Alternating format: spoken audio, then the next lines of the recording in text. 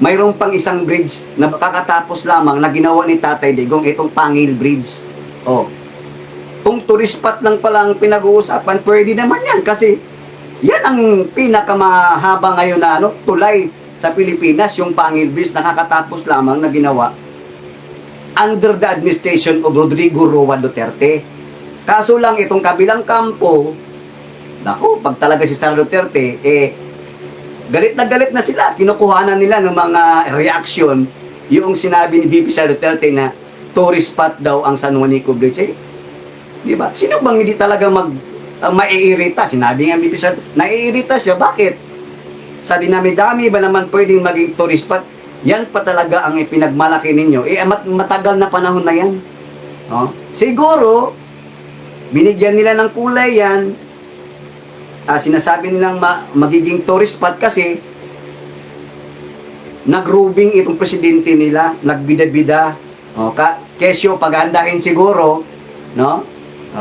Kasama yun sa plano paghagandahin siguro itong San Juanico Bridge, no? At doon na, no? Kaya nga nagkaroon ng advertisement na parang magiging tourist spot daw. Kaya yun lang naman sinabi ni VP Sara Duterte. Di ba? Magagalit kayo doon na naging real talk na naman. Nasaan ang 16 trillion? Di ba? Nasaan napunta? May nakita ba tayong proyektong bago? O bakit San Juanico Bridge lang? Di ba? Ang dami naman pwedeng gawin ng mga bagong dapat gawin niyang proyekto. 6 trillion, 6.3 trillion ang budget this year. Saan napunta yan? Anong ginagawa nila sa budget this year? Hoy, Diyos ko Lord, nangangalahating taon na tayo. 5 buwan na lang po sa 2025. Tapos, dadaanin tayo sa rehabilitation ng San Juanico Bridge. Wow! Alam na this. Halatang halata kayo. Wala na talaga kayong ibang magawa pa, kundi yun na lang. No? Papalabas niyo may nasira, ito ganyan, pagandahin. Para matakpan, no? Nawala talaga kayong ginagawang mga proyektong bago na yung sa inyo. Di ba? Halatang halata, mga kababayan natin. Kaya tayo nagkakagulo-gulo. Kasi gulong-gulo itong yung Abistasyong Marcos. Magulo sila. Eto na nga, pag-usapan natin. Kapapasok lang po ito mga kababayan eto pakinggan natin. No? Itong, di ba, itong si Comelec Chairman George Garcia, di ba? Natalo na nga yung isang congressman at nanalo pa. Dinisqualify at nanalo pa itong si Abante. Diyan pa lang mga bayan, itong ginagawa ni George Garcia, talagang labag ito, no? Labag ito sa batas natin na maninipulahin ninyo. Nanalo na Ngayon nyo pa i-disqualify? At ang issue dito ay ang successor daw. Succession rules. Ayon sa Supreme Court, succession rules, hindi uupo ang second placer. Tingnan mo yan, George Garcia. Di ba? Buot-buot man mo. Succession rules, hindi uupo ang second placer. According to Supreme Court, mga kababayan natin, totoo naman, natalo na nga okay sana kung mayor or vice mayor, may vice mayor Okay sana kung governor, may vice governor. Congressman, wala namang vice congressman. Grabe naman pakinggan natin mga bayan. Ito po interview niya. Kanina lang ito kay Ted Filon. Pakinggan niyo mga kabayan. Ito po yung mensahe ng kabayan ito. Na binago ng Supreme Court para po doon sa second placer. Can you please educate us muna kung ano ba ang nasasakop lamang nito? Local officials, hindi kasamang pagka-kongresista. Please go ahead. Sir Ted, una po, siyempre yung desisyon na yan ng Korte Suprema Mangungdato versus Comelec ay nagsasabi na inaabando na yung kaso na yung buong doktrina na nalitaw ng Korte Suprema matagal na, Alosos versus Comelec. Ano pong ibig sabihin at ano pong nalalaman doon sa desisyon na yon? Na kung sakasakali po, Sir Ted, merong isang pending na kaso ang isang kandidato bago mag-eleksyon at yung kasong yan ay tungkol sa pagsisinungaling sa punto ng edad, citizenship, tirahan, residency, registration bilang botate o kaya naman pagiging kakulangan ng hindi marunong bumasa at sumulat. Nautal-utal ka na. Pwede pong ma-file ay cancellation ng kanyang kandidatura. Kung sakali po dumating ang araw ng eleksyon, walang desisyon na nailabas at pagkatapos yung mismong kandidatong yan na humaharap sa ganyang klaseng kaso ay nanalo. At pagkatapos biglang may lumabas na desisyon laban sa kanya, ang rule po sa Alosos versus Comelec, Sir Ted, ang nakakaupo ay second placer o yung kandidato na may pinakamataas na boto pagkatapos ng kandidato na yon na naproklama. Ngayon po, kapag disqualifikasyon naman ang kaso, ano yung mga kaso ng disqualifikasyon? Tulad ng pamimili ng boto, o kaya terorismo, o kaya naman yung mga green card holder na tinatawag, Sir Ted, o kaya naman sila engaged sa violence. At nagkaroon ng desisyon pagkatapos ng eleksyon, pero walang desisyon bago mag-eleksyon, nanalo yung kandidato, ang uupo, Sir Ted, hindi yung second placer, kung hindi ang uupo ay yung succession. Yung ibig sabihin, kung ikaw ay mayor, natanggal ka, yung vice mayor ang uupo. Kung governor, yung vice governor ang uupo. Dito po sa bagong desisyon ng Korte Suprema, inaabando na yung kaso ng Alosos versus Comelec na kahit na ano ang nature ng disqualification, kahit siya ay cancellation ng candidacy, kahit siya ay disqualification, pag lumabas ang desisyon after the election, whether galing sa Comelec o galing sa Korte Suprema o sa iba pang korte, yan po, Sir Ted, ang uupo daw po ay succession. In all cases, succession. Wala na pong distinction. Wala na po yung second placer rule. And therefore, binabago niya po yung ating pong doktrina noong na nag-i-exist base po sa kaso ng Alosos. Yung nga po, succession Ayan. kasi meron po tayong local government code na Ayan, binabanggit local ng government Korte code, Suprema. So succession, meron naman pong vice mayor, may vice governor. Sa congressman, wala namang vice congressman. Ano po yung succession sa congressman kung sakasakali? Hoy! Ha? Ikaw talaga, niloloko mo na lang kami, no? Dinadaan mo kami sa mga pasimple-simple mong mga mangungunda, no? Ha? Halosos versus kung ano-ano lang sinasabi mo, maliwanag ang sinabi, no, ng Supreme Court, no? Hindi uupo ang second placer. Tapos ngayon, tama nga naman, wala mang vice congressman.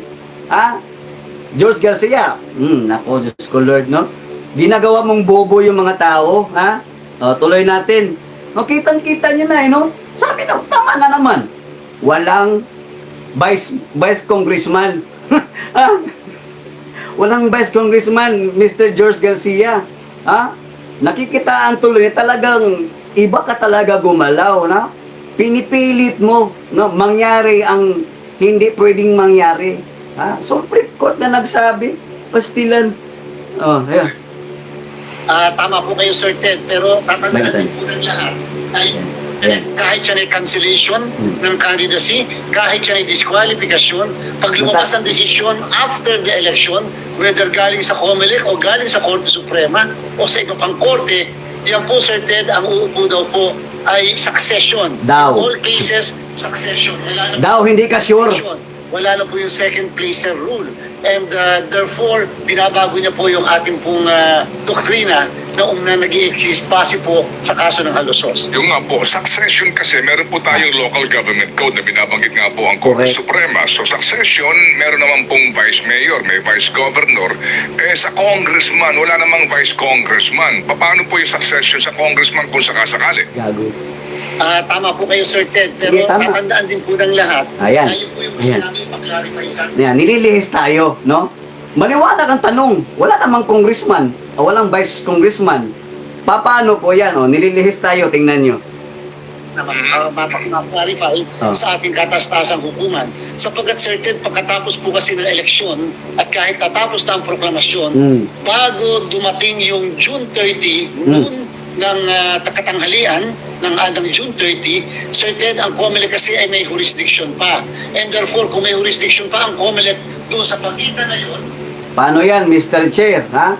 June 30, ilang araw na lang yan. Balita ko, mayroon pa daw kayo mga pending. Mayroon pa daw kayong pending na i-disqualify. Alam nyo ko ba yan? Nanganganib no, si Pambari 4. No, parang meron pa yatang gusto silang gawin diyan sa Comelec, mga kabayan. At tila ba'y, no? Tila, talagang maninipulahin pa yata nila itong pagkapanalo ni Pambari 4, mga kabayan natin diyan sa Cebu. Kasi nga, nagmamatigas itong si ano eh. Siyempre, kapamilya niya, Garcia din. Di ba? Yan po ang abangan natin kung ano pa ang susunod. Kasi June 30, ilang araw na lang. 24, 25 na bukas. So, 5 o 6 na araw na lamang, mga kababayan natin. At eto, kung ano ang mga kablot. Ay, Diyos ko Lord, tuloy natin. Uy, nawala. Ayan. ng araw ng proklamasyon at saka ng June 30, ang katanungan paano po i-apply itong doktrina na ito, na bagong doktrina. So halimbawa po, tama po kayo, sa congressman. So sa congressman po, dapat kasi walang succession dahil nga po wala naman pong local government code provision dyan. Ayusin mo. Local government code. Pero kung may jurisdiction pa ang COMELEC sa pagitan na yon, ang katanungan, pwede bang yung second placer ang uupo kapalit o kahalinhin noong nanalo, ganong walang succession. Yung po yung aming isang gusto na sana maliwanag na hindi po ganong naging mali. So, ibig sabihin, wala pa'y klaro. Ayusin mo, pastilan. Kasi hindi ka sure eh, no? Diba? Tingnan nyo, kinakarma na. Ang hirap talaga magtrabaho, mga bayan. Pag hindi galing sa puso mo, pag meron ka talagang iba pang interest na gagawin, na ikakasira sa isang politiko, mga kababayan, eto po, no? Talagang mahihirapan kang lumabas diyan. Ma-hot seat ka talaga.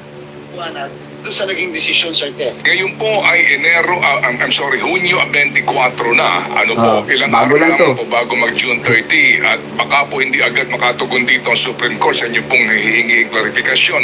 Ano po mangyayari ngayon? Meron pa ho kayo mga pending case ngayon sa pagka-kongresista, di po ba? Paano po? Meron pong isa na kahapon nag-file, Sir Ted, ng motion for reconsideration. Tama po kayo. Sino kaya yung isa na yun? Lang ang natitira, hindi ko po mabigay sa inyo spekulasyon kung kakayanin bang madesisyonan pa o kakayanin bang sapagkat pagkatapos po kasi ng desisyon ng COMELEC and Bank, ito po yung magiging final lang 5 araw pa pagkatapos ng paglabas ng desisyon ng COMELEC. So, pwede po siguro magbilang na yung mga tao, yung mga supporters ng mga kandidato tungkol sa bagay na yan. So, again, Sir Ted, ang desisyon po ng Korte Suprema ay hindi po unanimous.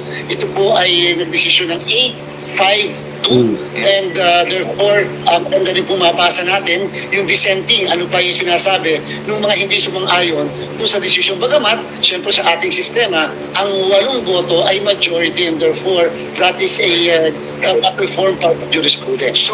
So to answer my question po, Chairman, you will still rule itong mga pending case sa inyo. Bahala na kung sakasakali po na ipawalang visa ito ng Supreme Court. Ganun po? In the meantime, yes sir, Sir Ted, tutuloy po namin yung mga desisyon sapagkat as far as the COMELEC naman is concerned, hindi pa po final and executory yung desisyon ng COMELEC ng Supreme Court sapagkat yun po ay subject sa motion for reconsideration. Yun ho bang party list election kasama po dito sa inyong hihinging na klarifikasyon? Kasi iba ho naman po ang kumbaga iba ho naman po ang panuntunan doon.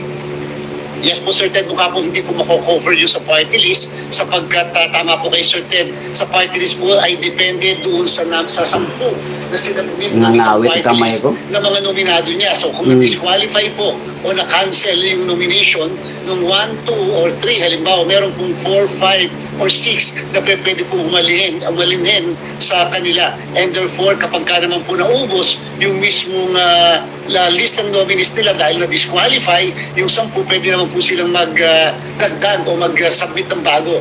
Kayo nga lang, kapag ka po ito ay dahil sa resignation o umayaw na, hindi na po namin pinapayagan yung palitan ng mga nominees. Hindi po, pero doon po sasabihin po na yung party list mismo na organisasyon ay diniskwalipika.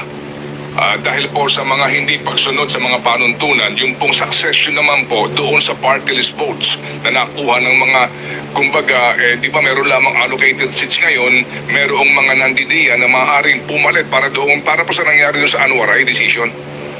Yes po, sir. Itong nakaraang linggo po ay nagsisimula na kami magtalakay sana nung bagay na yan. At alam ko po napatungkulan nyo dahil sa merong isang party list na humaharap sa isang kaso na kung saan tatlo ang kanyang nanalo na nominees na makakaupo.